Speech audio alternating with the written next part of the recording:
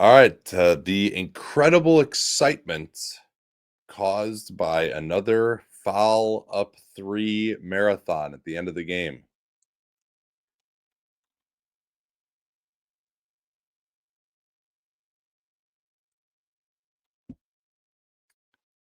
A summer in Seattle.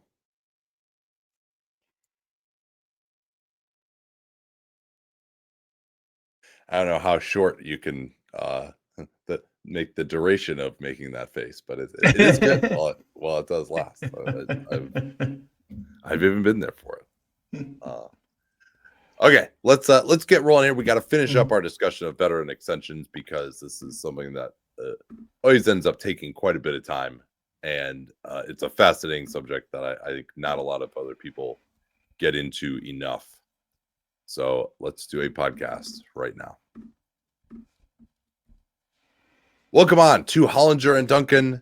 We have much to discuss here. Veteran extensions on the docket. Part 2, part 2.5, part 33 1/3. Veteran extensions strike back, whatever sequel you want to call it. That is what we are doing. So I will start us off here, John. We went through a bunch on Dunc'd On Prime last week. And I want to begin with the team that I think maybe has the most fascinating offseason of anybody. And that is the San Antonio Spurs, who may extend De'Aaron Fox for 4 years, Yes. $228 million. He'll be eligible for that 6 months after they traded for him. So in August or so. Yeah, are they just going to give him the full max? That's just what is happening here? You wonder if this was already sort of wink, wink, part of the trade talks between San Antonio and Sacramento. Because if it wasn't, there's an argument to be made that the Spurs should now bag this whole Fox thing and move on and just go with, now that they landed the second pick in the draft, that they should cash in their Fox stock and build around Dylan Harper and Stephon Castle, who are much more on the same age trajectory as Victor Wembanyama, won't be nearly as expensive, and leave the Spurs in a position to sign some good forwards to put around their young backcourt and young center.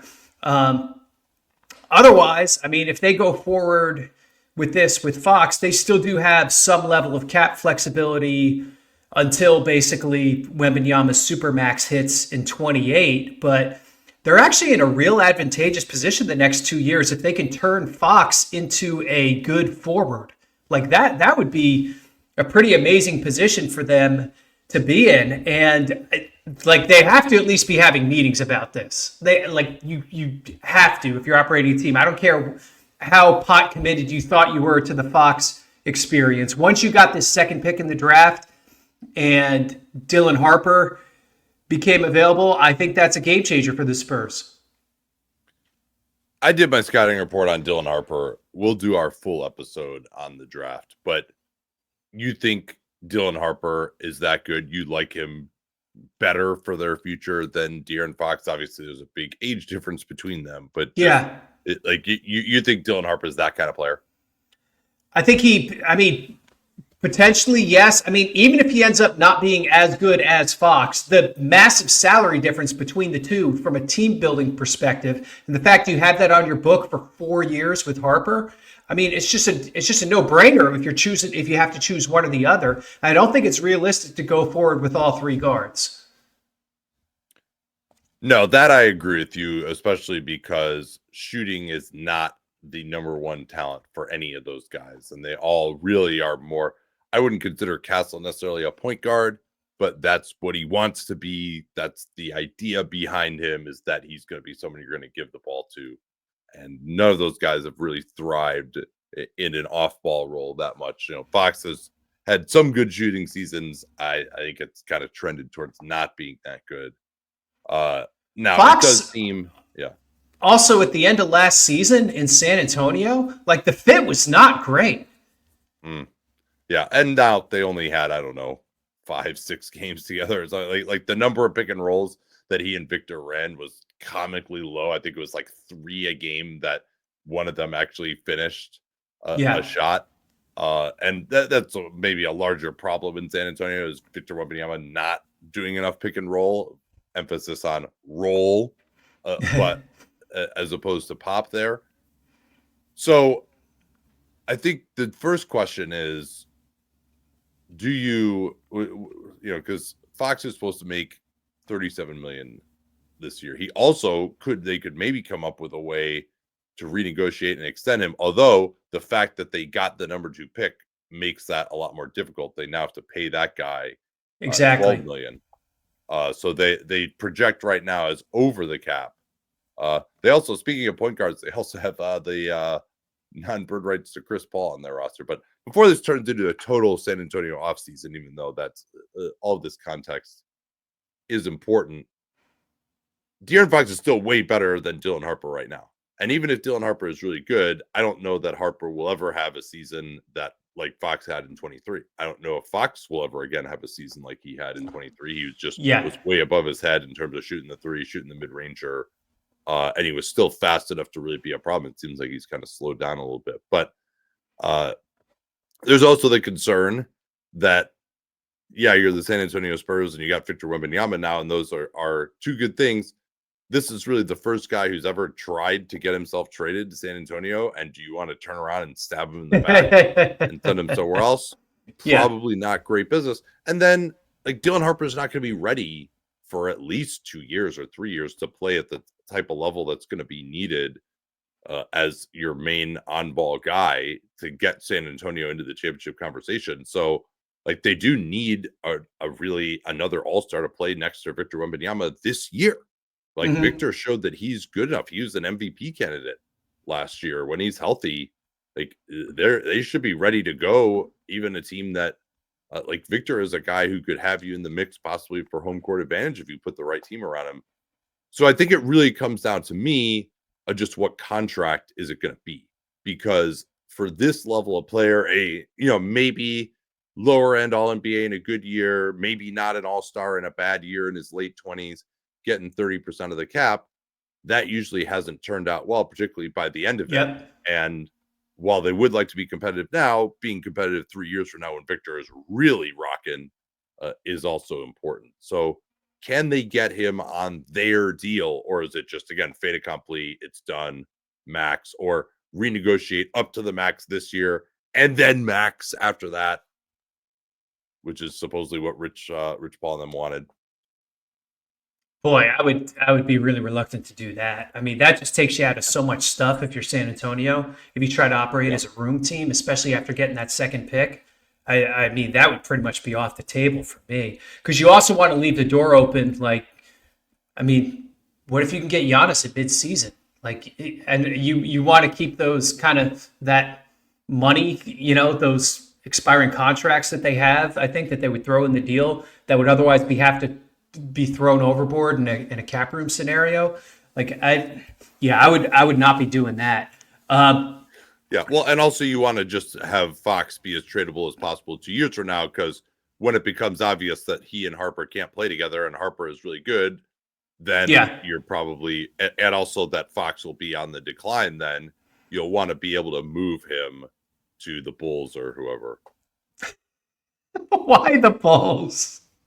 Well, don't they take enough strays on this show? They can't take enough, in my opinion. So what's the deal? What is the deal for Fox that, again, it may just be done, that part and parcel of him coming to San Antonio, but what is the deal that you would feel comfortable with?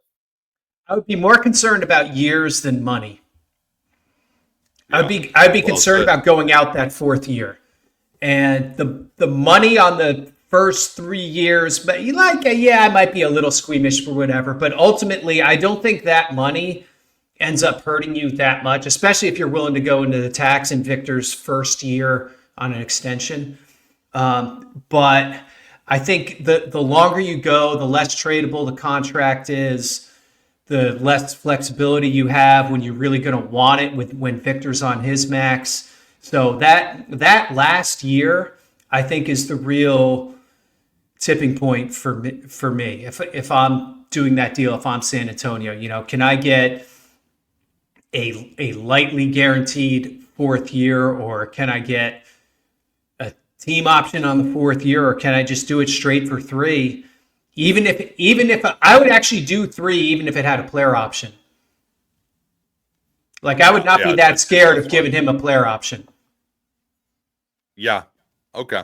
That's an interesting idea. Maybe you could get yourself out of that 4th year with that. Yeah. I mean, because we're looking at $63 million for his age 31 season in the last season.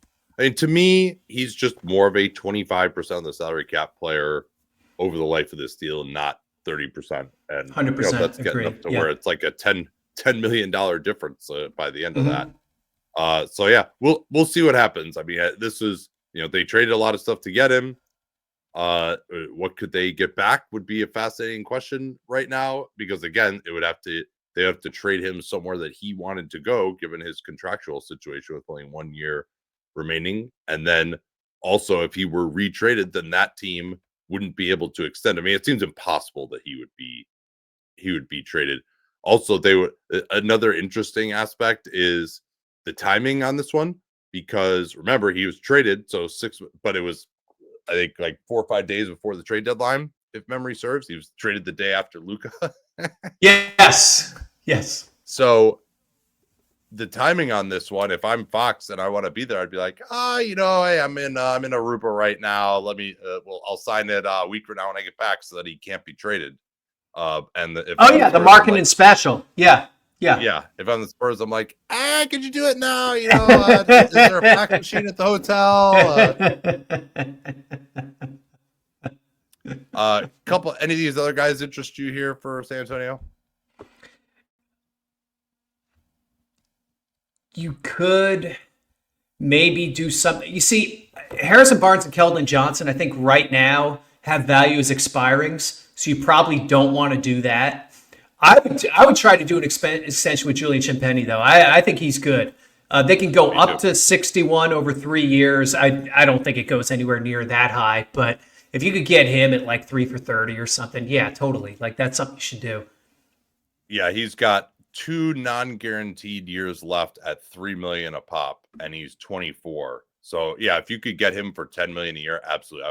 I think he's even like a lower end starter. You can never be sure about these guys until you get him in the playoffs, and then all of a sudden Anthony Edwards is just roasting them to a crisp, and you're like, this is great. But he's gonna make shots. He's got decent size, and he's the only guy you could shoot on this team. Man, they got a lot of surgery to do this. So they still got to deal with Jeremy Sohan, and they might try to trade for Giannis. Like, who's in that? It's like Castle. It's like, you're just, man, it's crazy. All right. The other thing on Champagnie, that is actually a team option on that 26-27. So you could throw him a bone by declining that team option, and maybe it gives you a little bit of break on the salary in the out years.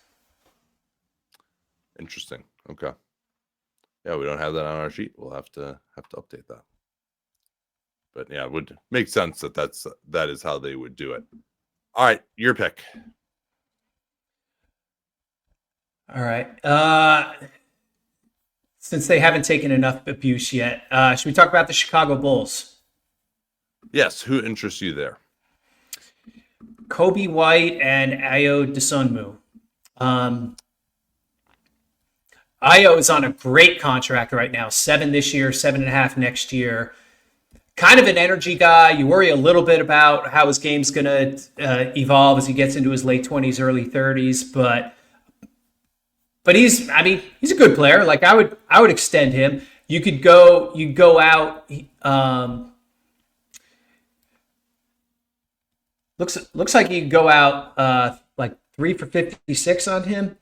There's Dosunmu. Yeah. Maybe it's more like 3 for 60. Anyway, I don't know if you need to be quite that radical. I think if you could go out with him for the mid-level exception, with what is currently the mid-level exception, I'm saying 14 or whatever. I think you'd be pretty happy doing that. I don't think you need to go too crazy on him, but I would still try to lock him up if I was Chicago. Yeah, he's a good third guard who can get into the starting lineup in a pinch. Another guy that we haven't really seen at the playoff level, and his shooting is can wax and wane, and he'll guard bigger players for Chicago in the regular season, and it looks okay. But what would that look like in the playoffs? Like, he is a guy who I think has more value to a playoff team possibly. Yeah, he can even go out. He's due $7.5 million this year, so he could even go out 4 years if you wanted to. Actually, I stand corrected. I was looking at the wrong year in my cap sheets. Yeah, it's 4 for 85 on him. Yeah. And then that's the same number for Coby White. Seems too low. I think Coby White is a better player than Emmanuel Quickley, more reliable shooter. And Quickley is maybe a little bit better defensively. White has more size, though. But White, I think, is a much better driver than Emmanuel Quickley, and probably a little bit better of a shooter, too. So, Coby White's going to be looking for starter money. Hasn't made that much in his career because the Bulls did well in restricted free agency to get him on a 3-year deal at like $13 million a pop, including some incentives. But of course they did so well that they now can't really extend him for market value. So I think this is part of why I've been saying that they should trade him for the last 2 years. Yeah. But because what he'll eventually be properly paid, and they weren't in a position to compete for anything, and they could actually be plus picks going forward. But I think this one just plays out and ends up with him getting in the high 20s. I mean, I don't know that as an unrestricted free agent. You mean? Yeah. This would be an interesting one for Brooklyn to trade for him and then renegotiate and extend him. Yeah, well, I think they're probably the only team with enough cap. They can't do it.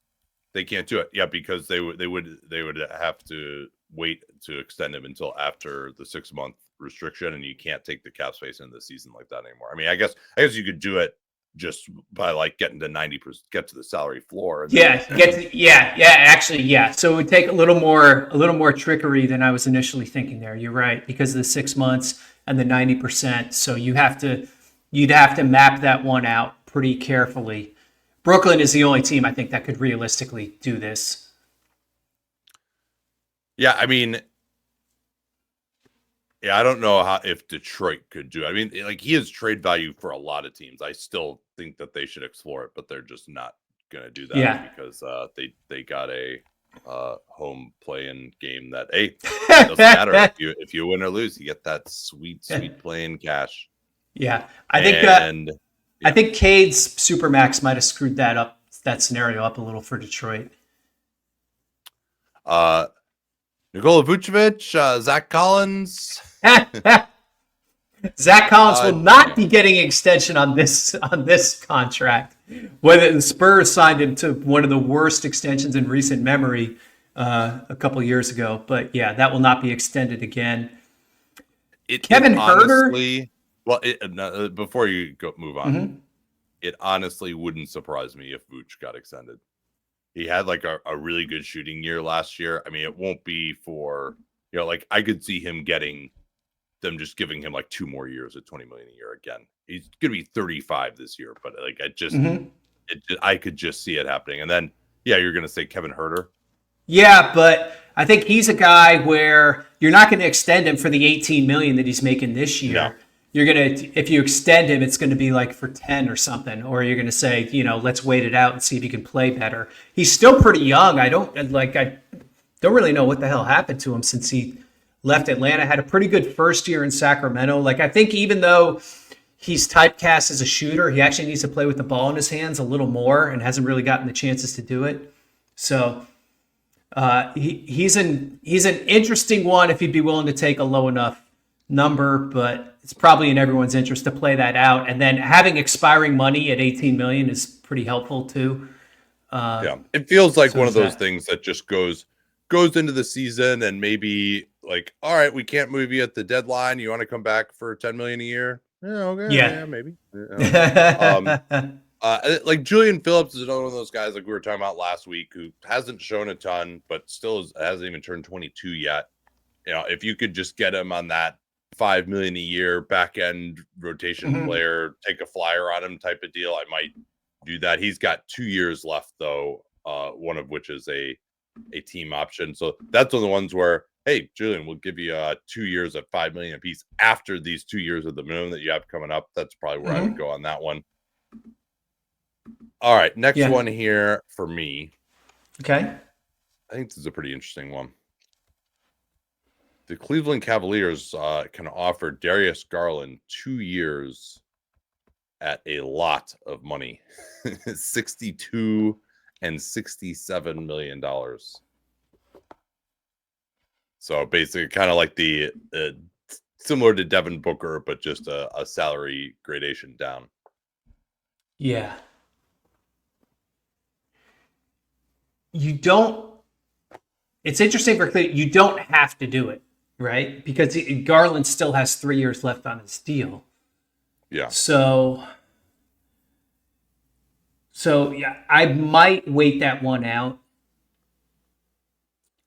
I think it's your same question you asked with Booker, although not that the Suns were asking that. I think the Cleveland might be of just, is his trade value higher on this extension? And I would say it's clearly not, and that's why I would probably wait it out. And then you do have some questions with a guard that small as he gets into his late 20s, early 30s, whatever. Yeah. You don't have to do it this offseason. I probably would try to extend him next offseason with 2 years left on the deal before you get to the cliffhanger scenario, especially if you can get a little bit of a haircut on that max. But I'd be leery of committing to paying him 60 at a time when this team is already going to likely be very expensive. Yeah. Now, if you could get him for less, then maybe you would think about it. Because exactly. the 60, it's like that's 30% of the cap when he's 29 and 30. And I actually thought he was awesome. I thought he was all NBA this year. I thought he got screwed. It was ridiculous that James Harden made it over him when he had one of the best. He was probably the best offensive player, at least in the regular season, on one of the best offenses of all time.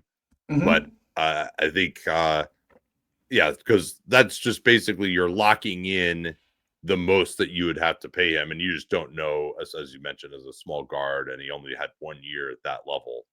Of course, the other thing is simply that they have so many other mouths to feed. Mitchell, Mobley, Jared Allen, if he's still around, you probably won't be, you would think. But Ty Jerome, Supermax. Yeah, right. No, not eligible. I don't know if you knew that. So, DeAndre Hunter has 2 years left. I don't think they would really want to go in that direction right now, particularly because he's someone else who might need to be trading. There's so much uncertainty after the way they went out. Craig Porter Jr. is someone that I've liked. I think they may end up having to use him in the rotation if Jerome leaves this year. Going through their finances, it just seems like it's going to be very difficult to retain Jerome. And some combination of he and Jalen Tyson are probably going to have to be your backup point guard next year. So he's another one of those guys where he's got 2 years left, including a team option. If I could get him on just a very lower end role where it's like, yeah, he's a decent backup point guard, and we have him on a salary that we'd be very happy to have him. And he's also just a good organizational success story to quote unquote reward a guy like that. That might be one. Although in Porter's case, I would not decline. I would not do the thing where you decline the option and up his money, because I think with the tax concerns, they can't do that. So it would have to be appended on the back end. Precisely. And Dean Wade, 29 years old, has struggled to stay healthy. He's got $6.6 million this year. I think he's a really valuable player. I think he's better than that. But didn't have another guy just didn't have a great playoffs, even though he's always been awesome. Jerry Engelman had this piece that Vegas doesn't realize how good he is because whenever he's available, the Cavs just destroy the spread. But so I would probably continue. That's another one you can take into the season as well. Yeah, I would extend him for a couple of years. It's similar to what he's making now. But Constantly injured, so that's one thing with him. And I don't know how they view their financial situation. They might need to trade his money. So I think that's another factor. But you there. could also extend him in such a way that it wouldn't impact the extend and trade rules, and might actually increase his value. Yeah. So it's really up to him. Like if I could get him around for similar money of what he's making now for a couple more years, I would like to do that.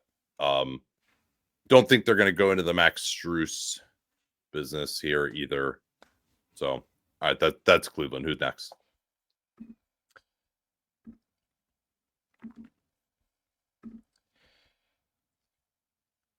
We talked about Dallas yet? No, we have not talked about Dallas yet, or they would be bolded in our trusty sheet.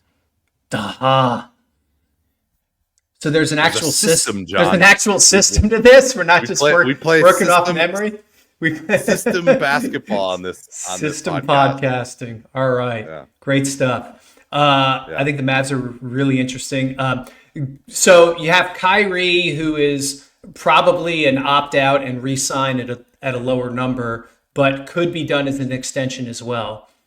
But that's interesting. You think he's going to be making less than $42 million this year, which is his player option? I think so, just because of how it impacts Dallas with the tax. I talked about this with Danny, that if there were enough trust between the parties, an ideal solution given their tax situation would be if you could just sign him to a 1+1 for like $30 million a year, or something that's not so low that it would be insane, with basically just a wink that we will take care of you once you're healthy because you're not going to play half of this year. That would be awesome for Dallas. I don't know if that's something that anybody would feel comfortable with. I don't know if Kyrie is, as much as he loves Nico Harrison, probably didn't feel comfortable with that. So, I mean, that would at least give him a no trade too if he was on a 1+1. But yeah, I mean, this feels like, the reporting has indicated they're hoping to re-sign him for similar contract to what he had last time, 3 years at just over $40 million a year. And that's not a totally insane contract. And he's been such a good organizational soldier in the overall, but particularly in the wake of the Luka trade, and they have all their eggs in his basket, that I just, if it's less than 130 million guaranteed over 3 years, I would be pretty surprised. He could obviously get four. I mean, he's eligible for 4,266. Right. And that's on an extension. So, he's eligible for a new contract for 5 years at like over 300 million, if that's what it actually ended up being. Yeah. Now Dallas has a fair amount of leverage here, because I don't think Kyrie signing with Brooklyn is a realistic scenario. And they're the only team with cap space. So I'd say that bridge has been torched and fell into the sea a long time ago. Yeah. But yeah, I mean, Dallas in theory has leverage, but they didn't use it the last time with him. And I just feel like the PR wise, I still feel like he has more leverage over them, even with a torn ACL. Well, just because, I mean, organizationally, they have so much face saving to do. Yeah. Now, I mean, could Cooper Flag change? I mean, it doesn't seem like it. It seems like they're still all in on trying to win right now. Daniel Gafford is in the last year of a deal that turned out to be pretty good for Washington, $14 million in the last year, and also a pretty obvious trade candidate, particularly since they're going to draft Cooper Flag. That's the same for PJ Washington, who's also making $14 million. I would say both of those guys I'm willing to extend on my deal, and crucially, one that would hopefully increase their trade value. I would not want to go over the 140%. So if I could get him for 120% raises at 3 years. Yeah, that's exactly what I was going to say. Yeah. That I think that's the sweet spot. I would probably do both of them at that price. They're both 27 this year, so or about to turn 27 during the course of the next season, I should say. So yeah, I think that's about right for both of them. I don't think that would impact their trade value negatively. Interesting offseason coming for Dallas. Even if they sort of stay the course on what they're doing, it's an interesting offseason. Dude, the Southwest Division is absolutely insane with Memphis and like the Jaren renegotiation and extend. Houston maybe being in the Giannis sweepstakes or the somebody sweepstakes. We talked about the Spurs, Dallas, even New Orleans. What the fuck's going on there? Yeah. New Orleans is never not interesting. They sent Zion Williams into the dais at the lottery, and he showed up. Well, and like also he was on time and healthy. Right. All right, who else? Let's go with the Lakers here. Luka Doncic. As of, I think this is if they declined his player option, he actually could get 4 years here in our sheet here. Luka Doncic could get 4 years at the building off of what he had previous. Basically, he can't get the super max, but he can basically get 4 years at 30% of the salary cap.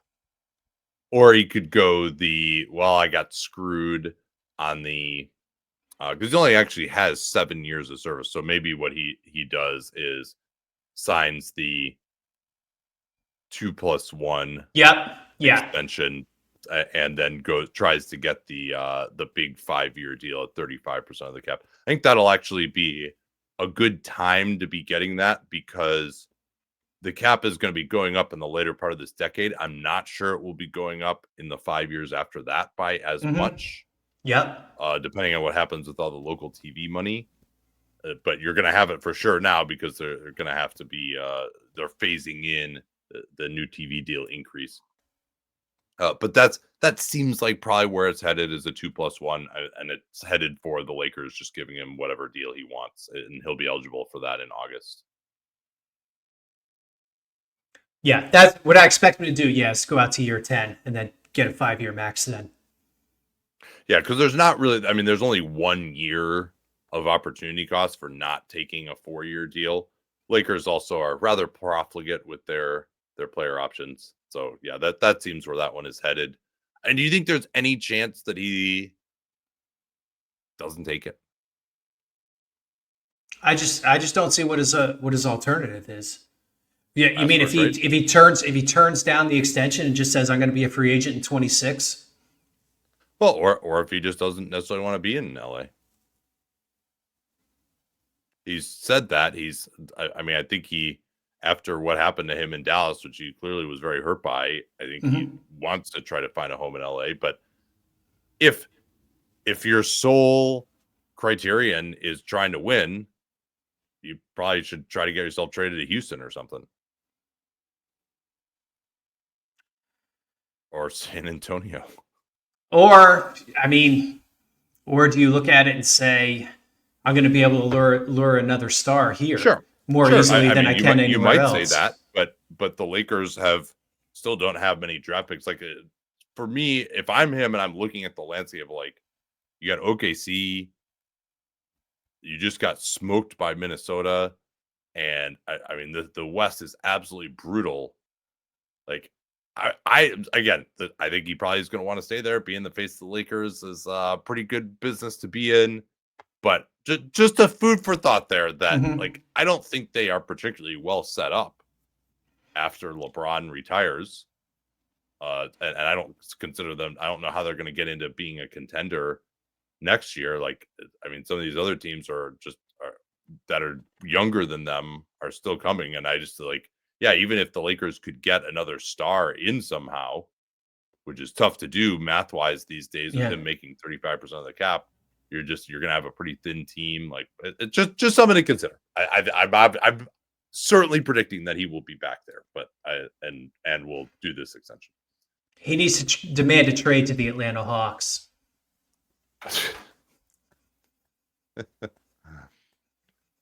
But yeah, I mean, if I were him, I would look at the state of the East right now and be like, okay, I can get to the second round with literally anybody. That thought has to at least arrive in his head. I mean, Luka, the thing that's always been lurking in the background is like there, some chatter that Luka and Joker eventually uniting forces. But I don't see a realistic way for him to get to Denver, and I don't see a realistic way for Jokic to get to LA.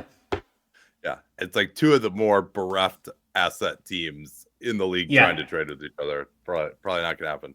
Maybe they can team up in Houston. So Rui Hachimura has a year left on his deal at 18. Might need to be matching salary in a trade.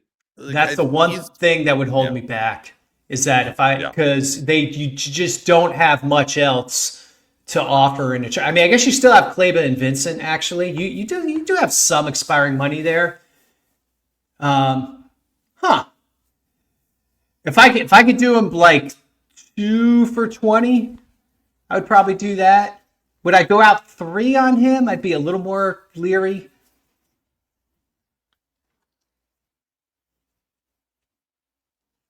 Yeah, at something around that same number, possibly. But I think it's just easier to trade him on an expiring contract, and if the team that gets him, like, is it just you're worried that he's going to become a free agent? This is one of those things where teams just auto extend, right? They did this with Vanderbilt, for $11 million, which ended up being too much. Another matching salary that they have, by the way, but it just don't extend him. Just take it to free agency. Nobody's going to be offering him more than the mid-level, and just work it out there instead of just being like, oh, we could lose him. Like, let's offer him $25 million a year. He's played well for us. It's like, no, this is one of those ones you got to be comfortable being uncomfortable. Although, Dorian Finney-Smith, is not someone they had a chance. I guess they actually could technically have extended him. He played very well. He's also 32 now. Yeah. But he's completely essential to what they're doing. I mean, that's because it's kind of more of a free agency question. He's got that 15 million player option, but I think he's in a position to demand at least 3 years at what he's making now, because I think he's someone who would have a market at the mid-level. Yeah, I think the initial thought there was that they'd be able to cut his $15.4 million to something lower and then go out on years with him. And they might not be able to get it that much lower, because, I mean, we've seen role players get squeezed last year. We'll see how many get squeezed this year. There's not that many teams that have their non-taxpayer mid-level, and it's also usable as a trade exception. So we'll see how that plays out. But, can he... him declining it and signing like 3 for $40. Yeah, I think you have to take that if you're LA. Austin Reaves is another fascinating one. Player option for $15 million next year. Really came through in the regular season. Really didn't in the playoffs, but certainly he's at least a $30 million a year player at this point. And the big thing to me is he proved he could play point guard, and so now the comps are in that realm rather than kind of the combo guard that he had been. He's 27, and just what they can offer him on an extension 4 for 88 is not going to cut it. Yeah, I mean, obviously, if he would take that, I mean, surely you would offer that if you're LA. Yeah, I'm sure they will. All right, you can pick the next team here. So did we talk about the Clippers yet? I mean, there's one really interesting guy here, right? Which is Norm Powell. Yes. Yeah, so he's making 20.5 in the last year of his deal, a 5-year deal. That's Norm Powell, man. That guy, his contract over the course of basically 10 years in the NBA has fluctuated more often between good and bad on the Yes. very same contract than any player in NBA history. Like, he signed this extension with Toronto, did not look bad. Then he started playing well again. Then he got traded to Portland and got 5 for 90, and that looked terrible. And then that's part of why he got traded. That it looked good again, and like then he was almost like in the All-Star conversation at age 31 last year, making $20 million. It was a great value again. You're just like, I'm dizzy. But so given that reality, what are you interested in doing for the 32-year-old Powell? This looks I know. I'm slightly leery of buying a career year, right? I certainly would, especially because it's not like he's a free agent right now. Like, you still have to get through another year. Yes. If you could do 3 for 90 with him, would you do that? No. You still wouldn't even do that? Yeah. No, I would pay him 2 more years at what he's making now. Wow. That's it. Okay. If I'm Norm's agent, I'm furious with you. Fine. Well, this is another be comfortable being uncomfortable. Like, it just bad timing for him. You're under contract for another year. We can do this at any point in the season. We could also maybe Kawhi gets hurt and our season goes to shit and we need to trade you. And like for a shooting guard, career year, still very athletic, at least as an offensive player, but that is something that could go away pretty. Like, it's just paying a shooting guard $30 million a year at that age is just, that seems, it's just like yeah, you have another great year. You have the same year you just had. And also, like, he wasn't very good after he hurt the hamstring either. Or in the playoffs, he was extremely inconsistent, and he's got defensive concerns. So I would just say, no, we'll just play this year out. And like, I think they found a magic this year to be relevant. As I noted, the West is still coming behind them, and it just seems like they're going to have flexibility some in the next couple of years. We'll see what happens with Harden and his deal. But I'm just, no, all right. If you want to sign for 2 more years at $20 million, I'll do it. Otherwise, let's just wait and see. Comfortable being uncomfortable. He's the perfect guy for that. Well, maybe Rui Hachimura is, but I think this is one where the team situation matters too. That they may need him as an expiring salary to put in a trade if they try to swing for a big fish somehow. But more likely, they had set themselves up to be a 26 cap room team and can be even if they pay James Harden. And so I think they have to look at that too and keep that option open. We'll see who ends up in the 26 market. But obviously, if Jaren Jackson Jr. ends up going to free agency and they're a cap room team, like they have to feel pretty good about that. So I think for those reasons, if you're the Clippers, you probably stamp it. If he had that same exact year at a different team, different situation, I think he'd be more likely to be an extension candidate. Yeah, well, it's just the age too, and that's the other thing. If you're 3 years younger, I would feel different about things. The Miami Heat is a rather interesting one. Tyler Hero coming off an all-star selection. Wait. No, you glossed right over Terry Rozier being eligible for 4 years and $167 million. That is that extension is mighty glossy. They quadruple laminated that one. They laminated that so much that you can't physically actually sign the document. It just the pen just disappears on the laminate. But this is a really interesting one because the Heat, like, Tyler Hero had a very good year. He's still only 25.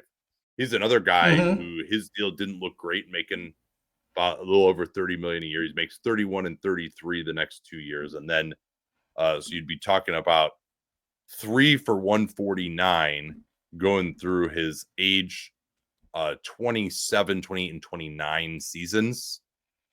But that's just a big number. That's, between 25-30% of the salary cap. I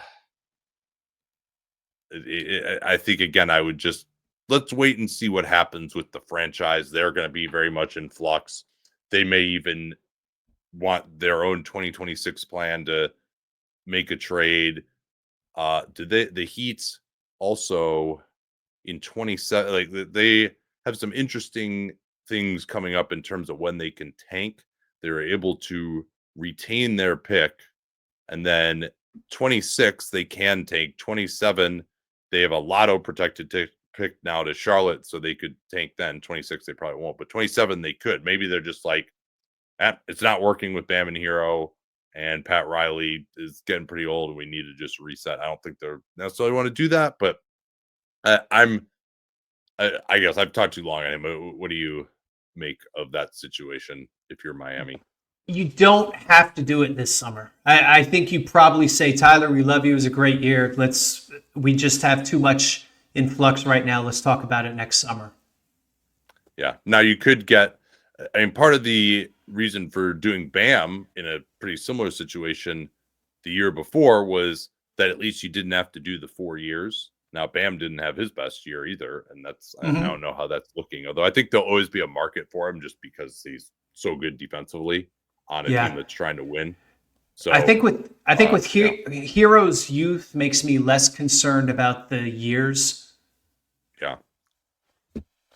Yeah, I think if it were, again, like he quote unquote made the All-Star team, All-Star equals max in basically anybody's mind, but still with this player type, I'm still not quite buying his shooting. He had like some pretty nice games in the playoffs, and then he just got completely shut down in games 3 and 4 against Cleveland, which certainly concerns you some.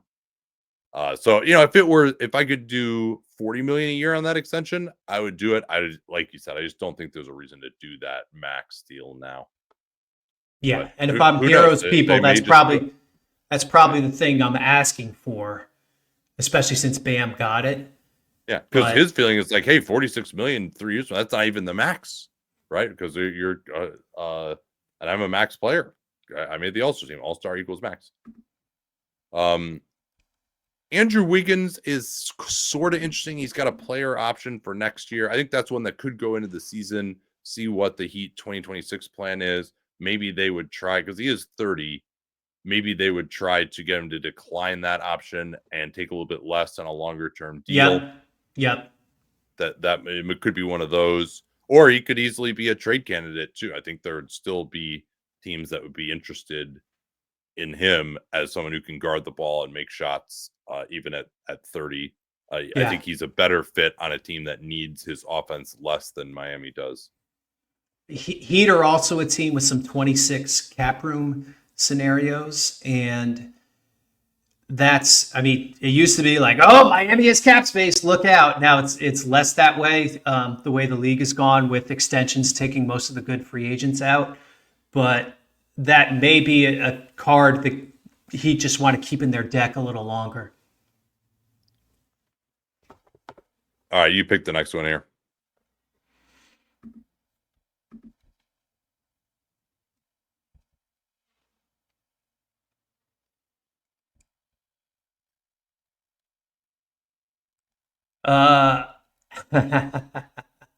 Should we talk about the Pelicans?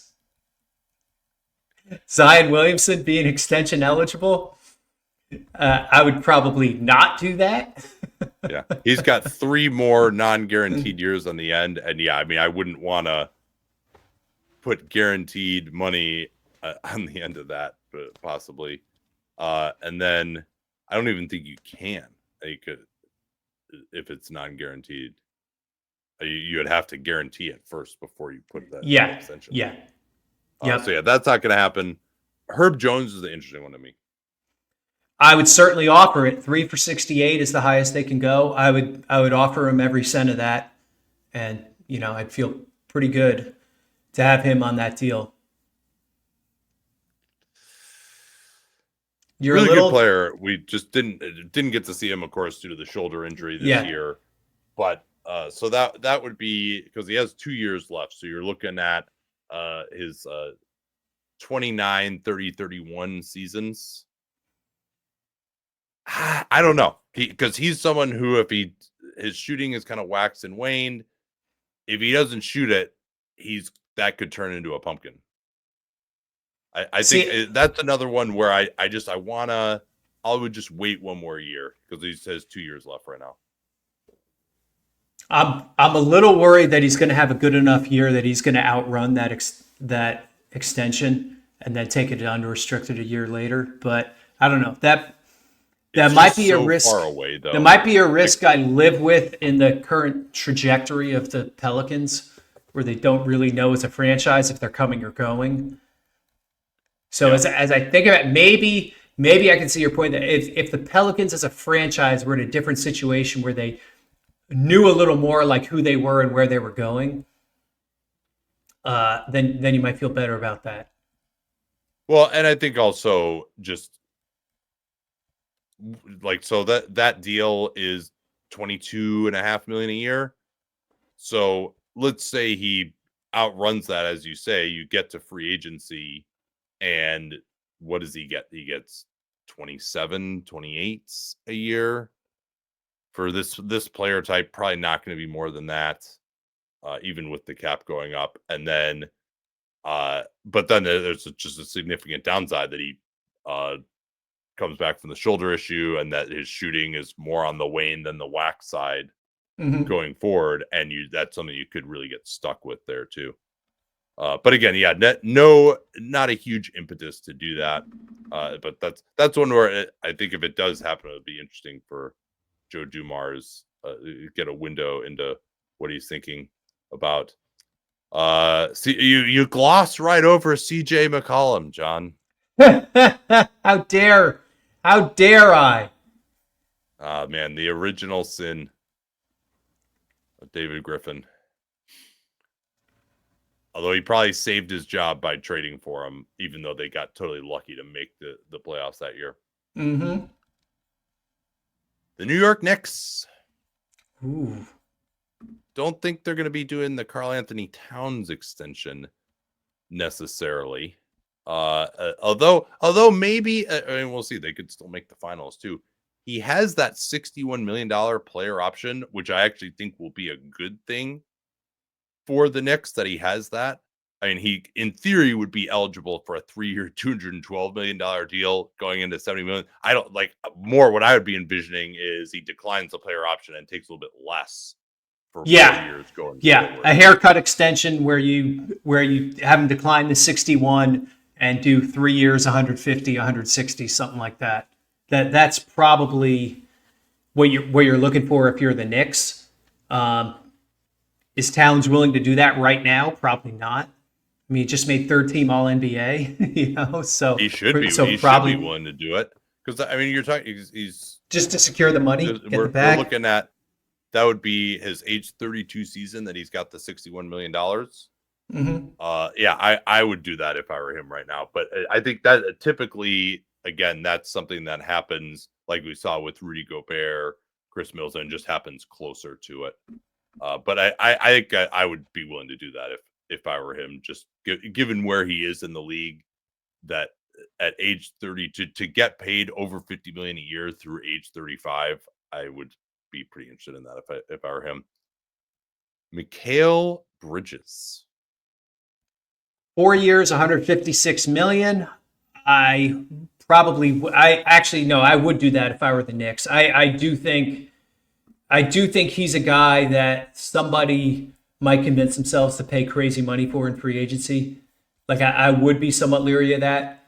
Not that old. You think someone's going to pay him a $35 million starting salary? Like, because here's the thing too, is that on this team, he's not going to just be ridiculous on offense. And I mean, I know when they gave up 5 first-round picks to trade for him, and everyone was like, "Oh, they can never possibly extend him. He's only making $25 million in the last year, 4 for 156. How would he ever take that?" Like, for what? But for what he's been with the Knicks, like, he hasn't been elite defensively. Like, he certainly is really valuable, right? Like, he's a big part of what they're doing. I still don't think, though, particularly in the regular season, that he was like any kind of a lockdown guy.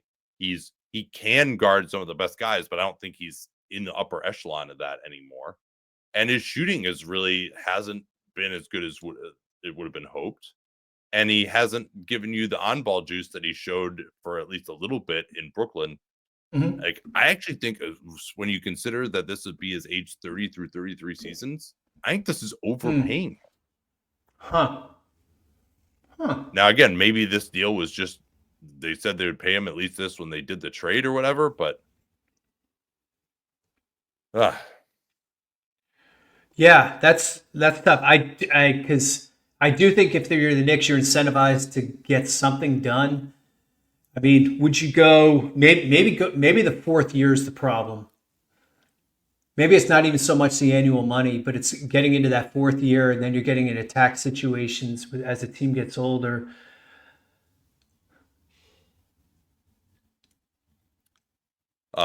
This will be a really interesting one too, and also they fascinating. Even with Brunson taking, like, Brunson at some point is going to do this opt out and try to get his next deal as well. Like, they are just they have so many good players who are going to be expensive. If I were Bridges, I would certainly take that 4 for 156. I would take even a little bit less, frankly. It's too bad for him that he probably could have gotten the max if he had been a free agent in either of the last 2 off seasons, or been eligible for a realistic extension in either of the last 2 off seasons. Yes. But unfortunately, the timing just hasn't worked out for him. I could be wrong. Maybe his value around the league is still a lot higher than I think it is, but I don't think he's doing any one thing that's elite. He's a good player, good starter. Like, having a guy who doesn't have any major weaknesses is extremely valuable. But also, you can't really be paying that guy, especially if you're another team. You're not bringing him in and paying him like your second best player. He's just never going to be that.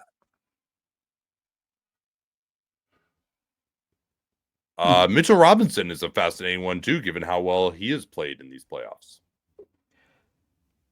I probably need to see him get through the postseason and the summer in one piece. Like, I might do this one in season next year.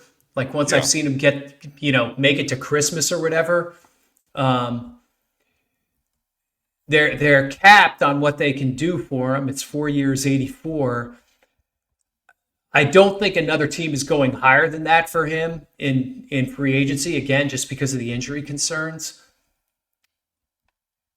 And I would probably... Yeah, although he looks really, really svelte and is moving great. That was not the case, I would say, over the last 2-3 years with all these foot issues. Like, he's 27 right now, so, like, he does bring offensive concerns. I would offer him like 3 for 45. Right. I think the fourth year is definitely where I run away. Yeah, I think something along those lines. If it's 3 for 45 or 3 for 55 or somewhere in between that, I think that's probably around the fair point for an extension for him. Again, given the injury concerns and whatever, and the reality that the Knicks can only pay so many guys. So they do have to watch this a little bit with what they pay him if they're also paying the 5 starters. Yeah, but they need him. I mean, I think that's becoming pretty clear in these conference finals, and obviously in the Boston series too. Like, he was just a massive reason why they are here. Yeah, and it's become pretty clear that you need to at least get some minutes. If you're going to employ Karl-Anthony Towns, you need to get some minutes of him next to a center. You need to have that in your bag. And Robinson, his ability to switch has been a revelation. Like, he's been awesome. So I think if you can bring him back, that really, I would want to be in that. And then also, if you do 3 for 45, then he would still be trade eligible immediately if you did need to go that route.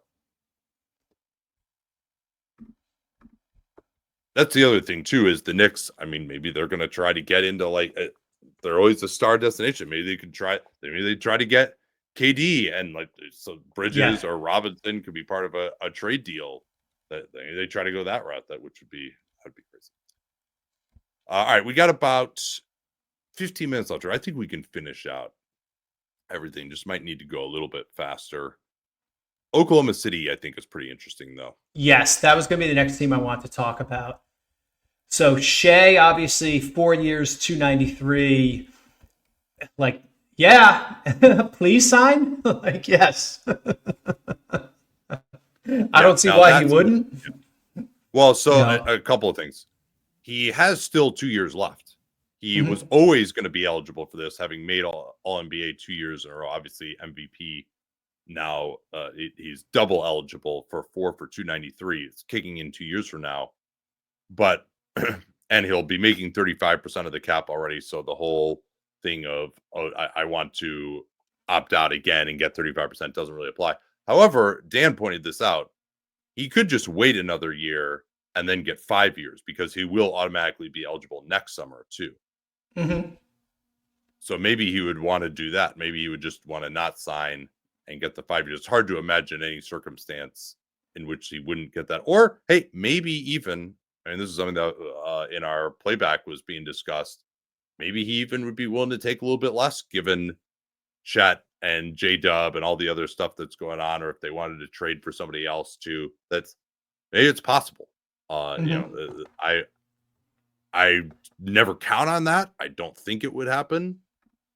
But that's just something to consider for him. I don't think we need to talk about it more than that, of just because it's basically those are the options, and he's just going to do whatever he wants to. And OKC will say, "Thank you very much, Mr. MVP." Yes, 100%.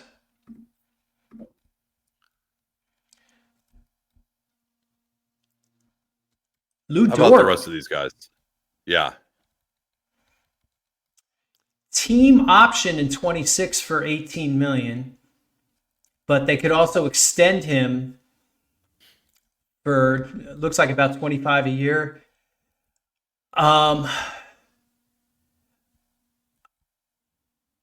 Interesting scenario here, just because OKC is coming up on the situation where they have to pay Chet, they have to pay J-Dub. J-Dub might be a supermax depending on what language they negotiate. Chet could be too. It's not insane that Chet could make All-NBA next year or win Defensive Player of the Year if Victor gets hurt again. Yeah. So they're coming up in this situation where they're about to get very expensive. And I think one of the things they've done with having a couple other guys on inexpensive extensions and with having all these draft picks is they've set themselves up to kind of cycle through some of the role players on the periphery of this. You can see it with Hartenstein as a team option in 26. They could easily decline that if they get too expensive. So does Dort. Other than declining the team option, obviously they can trade the guy too for even more assets. But I think they've set themselves up to potentially do a slow churn on the rest of the roster so they never get crazy expensive. And they locked into the extension on Caruso, who I think, as good as Dort is defensively, I think Caruso is better, even though he's also older. So this might be a hard choice that Oklahoma City has to make, where it's not even a question of whether Dort is worth this money. That's almost secondary. It's, can they keep up the roster build with a guy like Dort taking up $25 million and the other three guys soaking up maxes? I think that's something they really have to think about and figure out how that fits into their salary structure. So they do have some leverage with the team option that maybe they could decline that and try to re-sign him for, say, 21 a year. Like, Jordan's another one of these guys. I think we saw Anunoby get paid so much for a 3-and-D guy. I still think Anunoby is just a way better player offensively than Lou Dort, and also has more. 100%. Dort to me he's been great, but he also to me is somewhat a creature of that OKC system, and he's also super short, and he can't do anything driving the ball.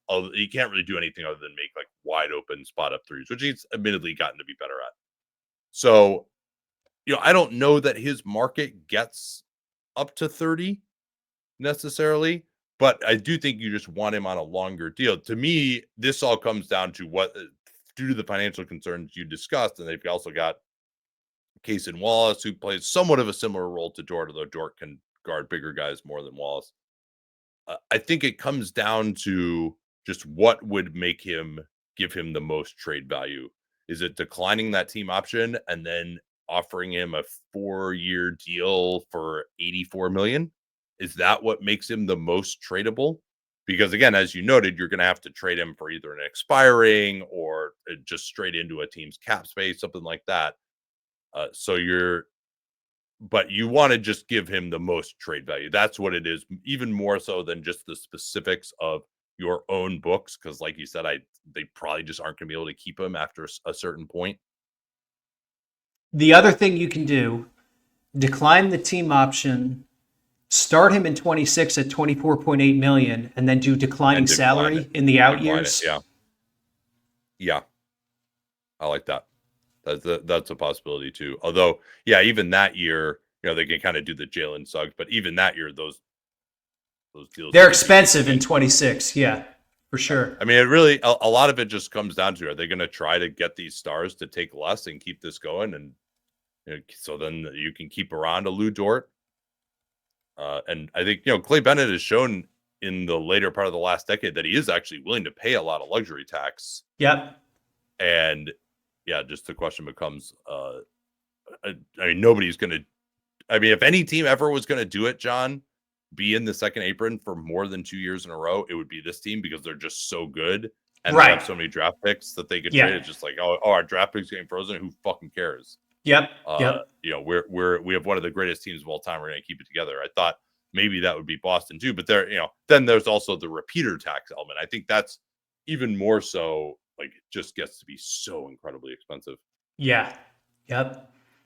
That's a frightening boogeyman for sure. Oklahoma City could also extend Kenrich Williams and Jalen Arkansas Williams.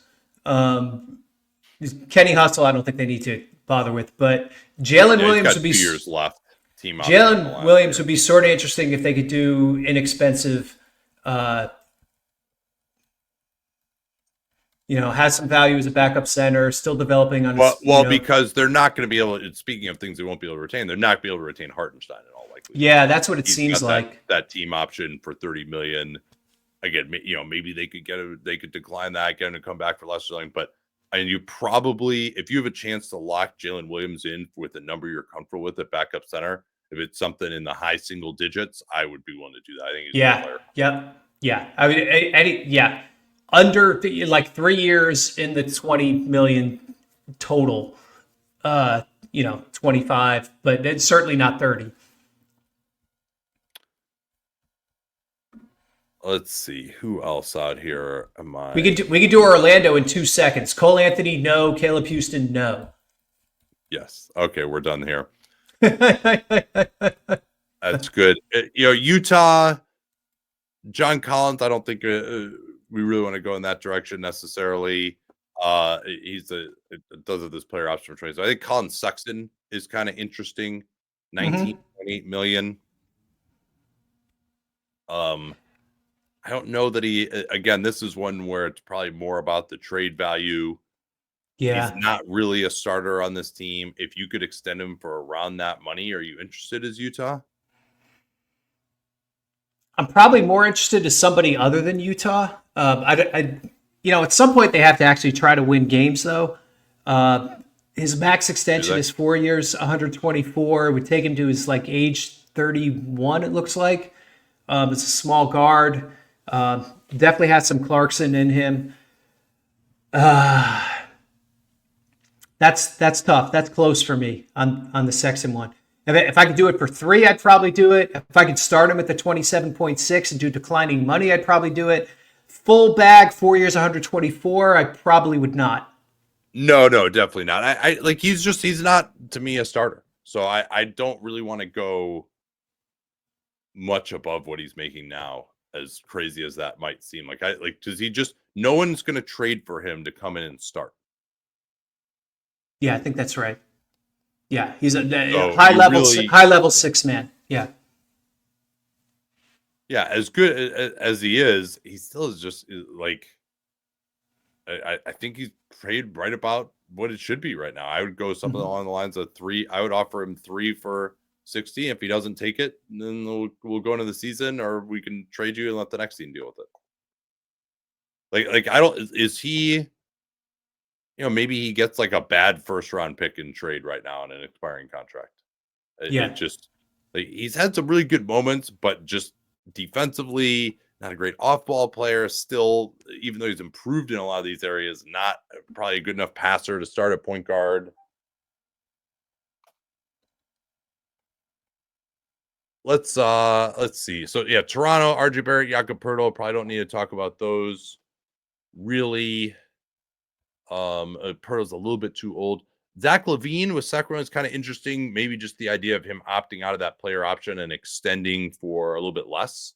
Yeah, that'd be the win there. And then they can sort of do the same thing on Keon Ellis too, except it's a team option there. Yeah, Danny and I talked about him some, but yeah, he's a team option for next year at the minimum. So they do have some leverage. What do you think would be a fair deal for Keon Ellis that you would feel comfortable with as a front officer? I'd probably go in the low 8 figures, like 10, 11, 12, something like that. Yeah. Okay. That seems I think he's pretty good. I'm not sure he's a starter. I think he's definitely a rotation player. I mean, defensively, he's certainly good. And then Zach LaVine, I mean, it's tough with that player option sitting out there because you do kind of want him to decline it, but then you go out like if you're only willing to go out 3 years for 120 with him, then he's going to say, well, I don't need to decline my player option for that. So that may be a tough negotiation. That may be one that you take into almost after the season, and then you do it kind of in the off season before he actually declines a player option. Okay, let's do a quick rapid fire here. Okay. On just a few guys, I'll just give you what you would be comfortable with. Or what their situation is. You tell me what you'd be comfortable with. Okay. Milwaukee, AJ Green, he's 26, 1 more year at the minimum this year. That's non-guaranteed. I probably wouldn't go too crazy on him. I don't know, $5-6 million, something like that. Yeah, I think maybe he's a little bit better than that. Obviously, the whole Bucks situation is quite in flux. Let's see here. Who else is interesting? Yeah, that's probably most of them. Can I give you one who's Dylan actually Brooks, it's a little early. Well, but Houston, I think they have to figure out everything else about their team before they figure out what an extension that makes sense looks like on Dylan. And if that's something they want to do. They got a lot of mouths to feed on the wing right now. Well, and he's probably going to be matching salary, I would imagine. I wouldn't want to do anything that would prevent me from trading him in the next year. You know what might not be crazy? Washington extending Jordan Poole if they were able to get a good enough number. What's that number? In the 20s?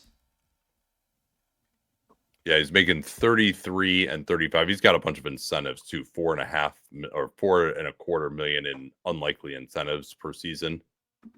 Yeah, I mean, maybe not. I don't know. I think actually he might end up having some trade value, and I think he's one where no matter what you extend him for, it doesn't help his trade value. And Khris Middleton, I guess he could be a free agent, but this is an interesting one to me. Maybe they could get him to opt out and sign for a little bit more guaranteed money at a number that might be palatable for him to be traded to a contender this year, because the 34 million is just too much.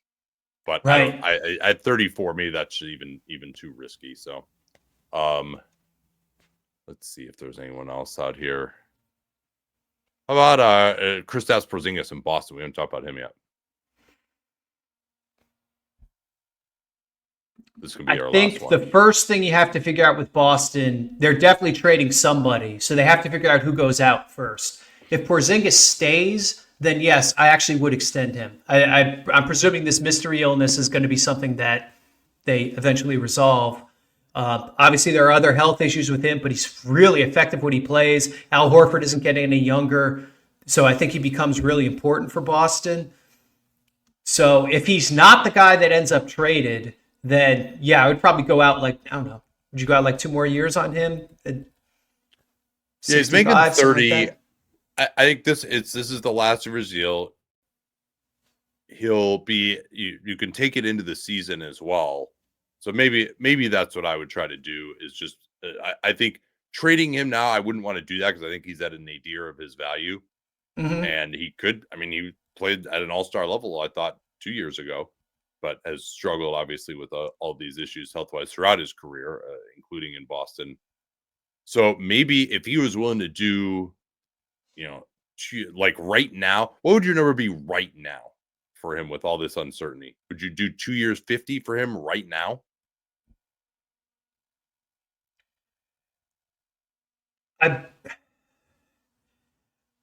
I would, it's if I know I have a holiday trade and I don't need to trade him, then yeah, I surely would do that right now. I'm I'm not that worried about the mystery illness thing. I think that's a thing that'll resolve itself.